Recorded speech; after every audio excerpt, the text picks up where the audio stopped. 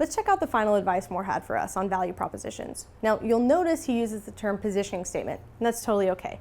Many people use the term positioning statement and value proposition interchangeably. So, you hear a lot about positioning and marketing, and I think your first instinct is to think about that's something I'm supposed to do. But the first way you want to think about positioning is actually where you fit in your customer's head. So, in other words, the world or your customer base only has a certain number of little compartments to put things in. And so the first question is, what compartment are they putting you in? And so remember in that positioning statement we were talking about where we said our product or service is a blank.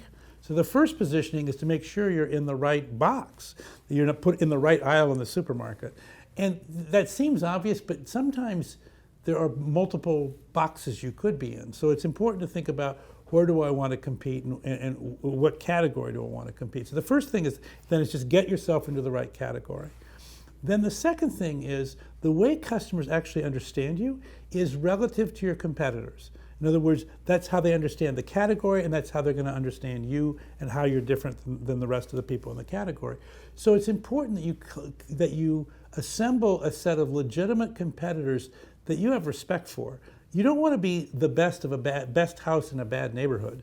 You actually want to be the best house or the right house in a good neighborhood. So you want to pick worthy competitors that for some situations you would acknowledge they're actually better at solving that problem than I am.